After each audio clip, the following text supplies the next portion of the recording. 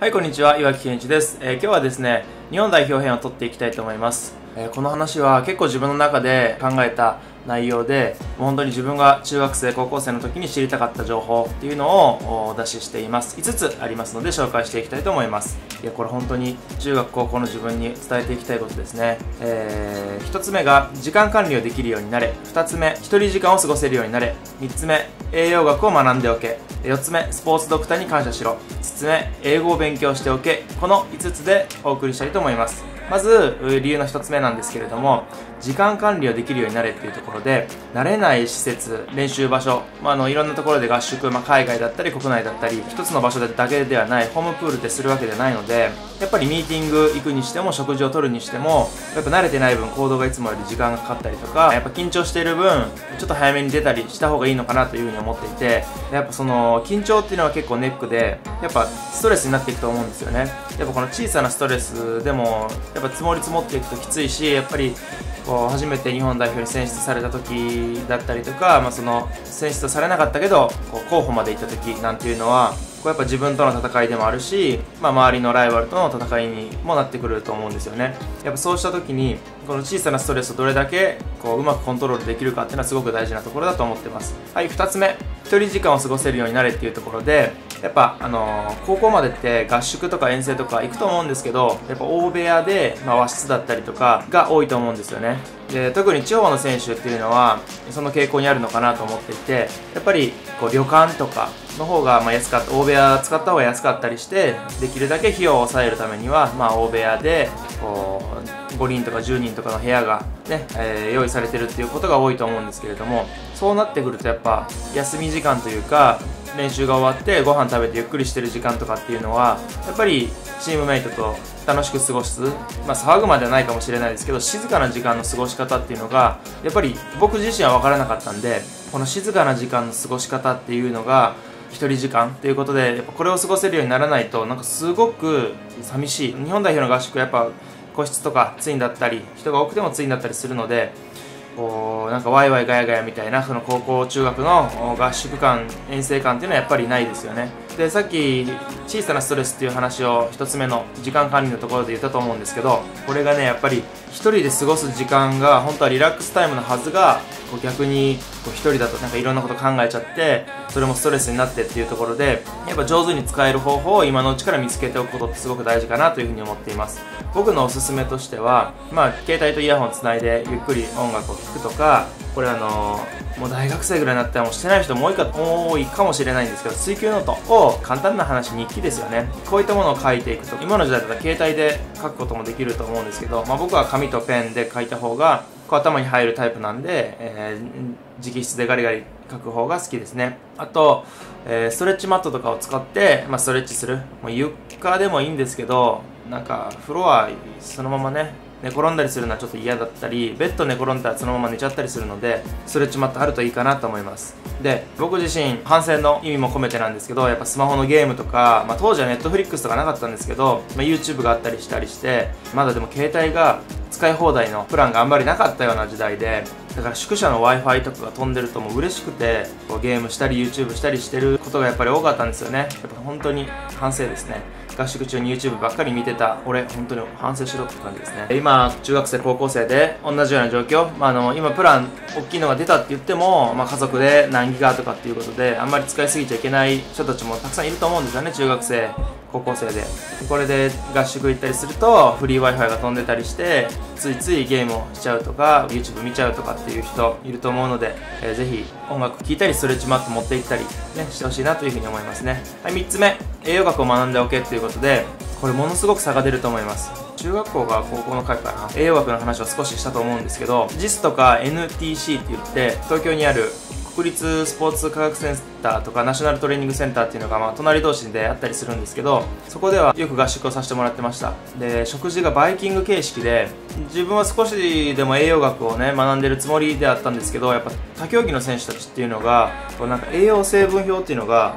各食事のところにあるんですよね。脂質が何グラムとかタンパク質が何グラムとか、何カロリーとかって、やっぱり水球って体重制限もないようなスポーツなんで、他の選手たち結構脂質とか炭水化物が自じっと見ながらやっぱ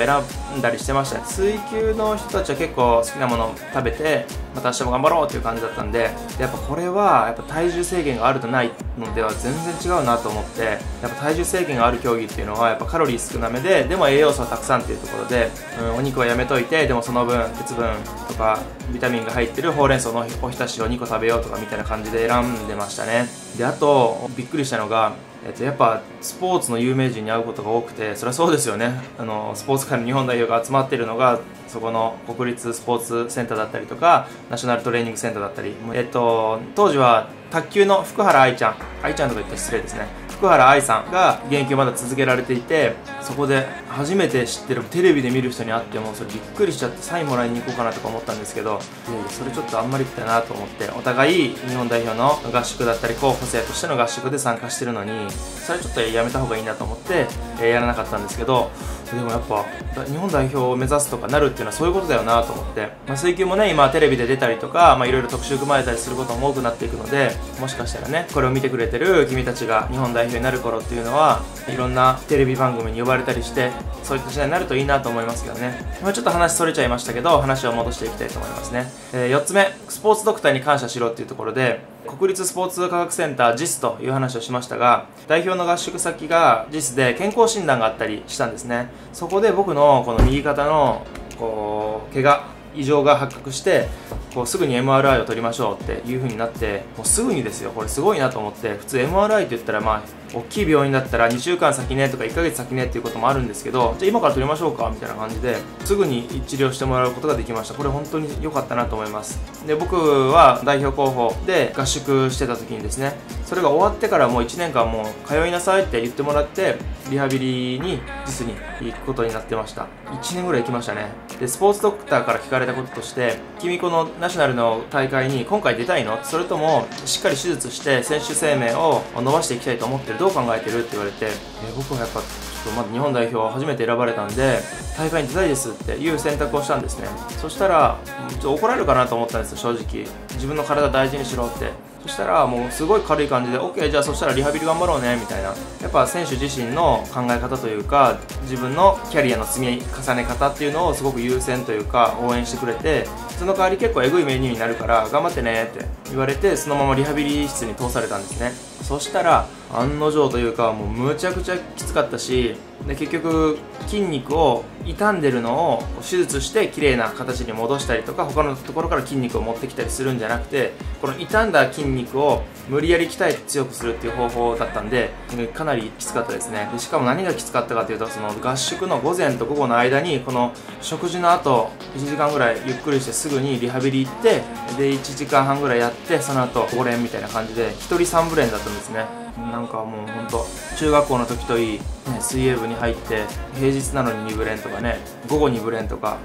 3部連とかよくなんかやってたな。はい、最後です。5つ目、英語を勉強しておけっていうことで、本当に海外行った時に本当に困ります。で、本当に困る。で、今まで強烈に英語を勉強しておけばよかったなっていうのが2回ありまして、それがまず初めに1回目が初めて代表候補に選出された時、これ選ばれなかったんですけど、当時外国人監督でゴランっていう監督だったんですけど、練習前に僕たちストレッチしてたんですよね。僕は初めて選出されたので仲いい人とかあんまりいなくて一人でストレッチしてて、で周りは結構お互い知った仲だったりして、楽しく談笑しながら笑いながらストレッチしてたんですね。そしたらゴラン監督がプールに来たら急に怒り出してわーって言ってるんですよ。でなんかとにかく怒ってるから何かって言ってみんなで聞いてたら、とにかくなんでストレッチしないんだ、お前ら腕立てだみたいな感じで、僕が聞き取れたのはプッシュアップっていう言葉だけだったんですけど、俺喋ってないのにな、巻き込まれたな。でもこれを伝える英語力がないから腕立て伏せするしかないなみたいな感じで、腕立てもうしょうがないから始めようと思ってたら、英語で助けてくれる人がいて、同じ日本代表でですね。で、他の大学の先輩だったんですけど、こいつ喋ってないよって、俺見てたもんみたいな感じで、でもなんか俺は見たんだみたいな感じでプッシュアップってめっちゃゴラン怒ってたんですけど、英語喋れるってめっちゃかっこいいなと思って、これが初めて、強烈に英語を勉強しておけばよかったなっていうエピソードの一つ目で、2つ目が僕は実際に、日本代表の、アンダーカテゴリーっていうとあれかな、大学生までが選出されるユニバーシアードというものが、中国の深センっていうところであったんですけど、これがね中国だから英語とかあんま関係ないかなと思って行ったら、ボランティアの人たちも現地の人ですよ。現地の人たちも余裕で話できてるんですよ。海外の人と現地ボランティア、中国の方が普通に英語でやり取りしてて、いやー、僕ら喋れない。いや、もうこれを見た時に、お隣中国でもこんだけ、年齢なんか一緒ぐらいですから、20歳前後の人たちがアメリカの人だったりフランスの人だったりと談笑してるわけですよ。で、フランスの人も母国語フランス語だけど英語で喋ったりしてて、でもそれそうですよね。いや、これちょっと本当に、これ勉強せないかんなと思って、結局してないですよね。でも、この2週間滞在結局したんですけど、なんかね、聞き取りだけはできるようになったんですよ、謎に。2週間の滞在で。だから、やっぱ言葉っていうのは、やっぱやったらなんとかなる領域なのかなと思ってます。なので、これ聞いて、ちょっと英語得意だったりして、勉強してみようかなという人、ぜひ、本当にした方がいいです。本当に。やっぱ今、海外にも出れるようになったんで、各代表選手が、例えばイタリアとか、モンテネグロとかセルビアとか、あとどこでフランスとか、いろんな海外でやってる選手もいると思うんですよね。だから、でもそのベースとなるのがやっぱ第二言語っていうところで英語がね喋れるとだいぶいいと思いますので、ぜひ日本代表そして海外でプレーしていきたいって思っている人勉強してほしいなというふうに思いますね。いやこれ本当に全部で5つ話し終わりましたけど、本当に中学時代とか高校時代の自分にこれを送りたいです。これ見てくれた皆さん何を感じましたか？そうなんかって思ったのか、5分前行動を徹底して、ちょっと時間管理ちょっと考えてみようかなとか、栄養学の本を探してみようかなとかっていうことで、行動に直結していきたいなと思った人、これやっぱ少しでもこの行動の変化っていうのがあっていくと思うので、やっぱ水球人生も変化していく、いい意味でですね上がっていくと思うし、そうなんだと思ってそのまま動画閉じちゃった人は変化っていうのは少ないのかなと思います。なのでぜひ今日聞いたこと、今日感じたことっていうのをぜひ行動に移してほしいなと思うし、今日話したことをもう一回振り返りますので思い出してほしいなというふうに思います。今日話をしたのが、私が実際日本代表で困ったこと、トラブル、これを5つに絞って話をしました。1つ目が時間管理をできるようになれ、2つ目が、1人時間を過ごせるようになれ、3つ目が栄養学を学んでおけ、4つ目スポーツドクターに感謝しろ、5つ目英語を勉強しておけ。この5つです。この5つを今聞いて、あれこの話聞いたっけと見逃したなというところがありましたら、もう一回巻き戻してピーッと下の方、ここら辺ね巻き戻してもらうと見れるのかなと思いますので、ぜひ巻き戻して見てもらったり、もう一度2回目3回目見てもらえるといいのかなというふうに思います。そしたら日本代表編これにて終了というところで話を終わりたいと思います。小学校編から結構話しましたね。これが皆さんのプラスになったらいいな。そしたらね、バイバーイ。